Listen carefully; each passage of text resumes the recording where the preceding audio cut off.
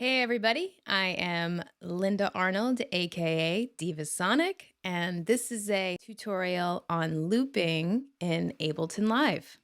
Let's jump in. So, this is one of my favorite things to do in my sound meditations and my electronic music performances. I love layering my voice and my flute and creating harmonies.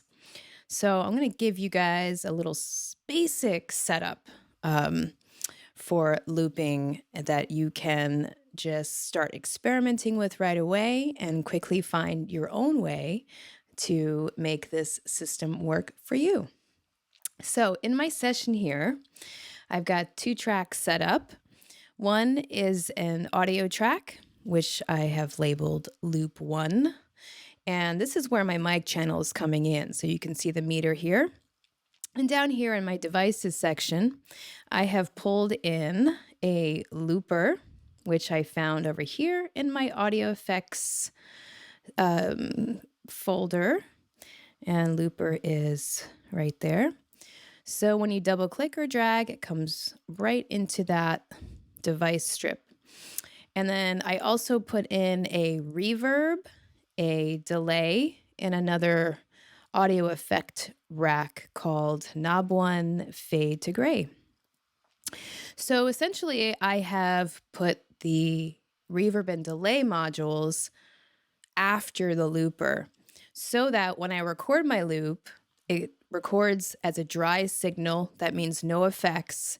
And then that loop is processed through the effects afterwards. So this gives me a lot of flexibility. I can adjust the reverb and delay as I go, right? If I don't like what it sounds like when I start looping. You can put effects in front of the looper, but just be aware that whatever effects are in front of the looper will print onto the file that you record. All right, so I have a couple of loops here that I'm going to play over to show you 2 different ways to loop. I have this fun filtered house groove that I found, and then this drone that I use in my sound healings. So I will show you how to loop over a groove fitting in time in the BPM of the groove, and then also recording just freely over an ambient loop with no timestamp or BPM groove information. So let's look at the looper. All right, down here we have this small window, and there are some main controls. We've got the record button, the plus is overdub, the play button, and the stop button. So you're going to record first, and then overdub means you can put multiple infinite layers on top of your original loop. And then when you're done, you can press play to just play it back. And over here on my Akai APC 40, which I've had for many years, just a tank of a controller, I have mapped the buttons of the main controls of the looper to buttons on the controller. So through this little MIDI mapping area here, I have the top button is going to be my play, overdub, record switch. And then I have a stop button underneath that, a clear button. So if I don't like what I did or I want to zero it out, erase it, and start new, I hit clear. And then I have a button for reverse, which is a fun effect to process your loop, just reversing it and playing it back that way. So this MIDI mapping area is so handy on so many levels, right? I want you guys to get to know how to use a controller, also to make things a lot easier for you and to take your hand off of that mouse pad. All right, I think we're ready. So I'm going to give myself a little bit of reverb and delay so I can hear that back as I'm singing. Ooh, here we go. Ooh.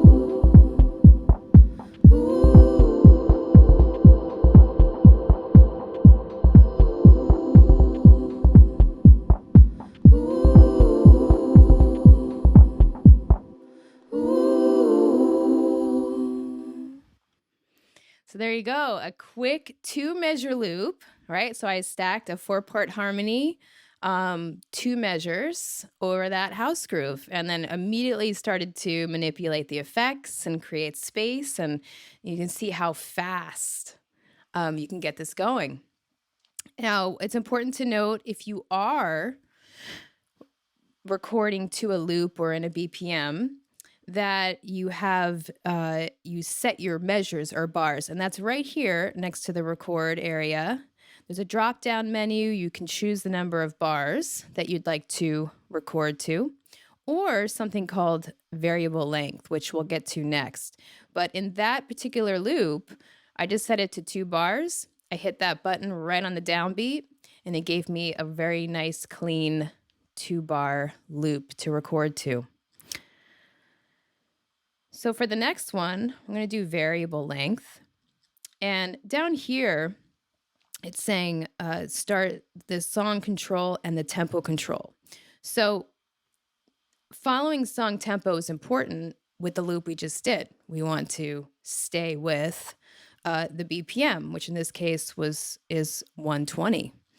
But for ambient stuff, we're going to go ahead and say none for both of those because we want to control the length of the loop. So now I'm going to go ahead and clear this last loop. Oh, and by the way, before I did that, if you like your loop and you want to save it, there's this area here called drag me, and you can drag the loop up to a clip and save it, right? So you can use it again, you can put it in a composition, and this looper, again, a great idea generator. All right, let's talk about ambient looping. So here I have infinite bars. I can record as long as I want. And no song control, no tempo. I've cleared out the other loop. And now I'm ready to do this ambient style. So I'm going to press play on my drone. So this is just a simple pad and my shruti box that I use in my sound healings. So I'll make that my background. And now I'm ready to record an ambient loop. Let's check this out.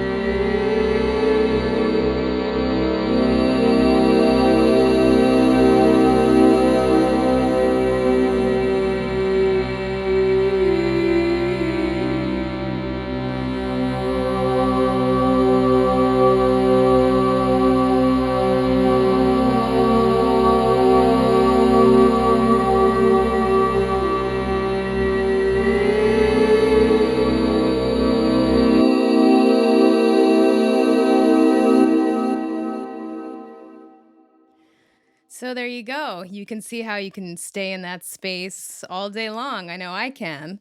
But there I started recording more and more layers, creating this sort of angelic, ethereal stack of voices over that drone.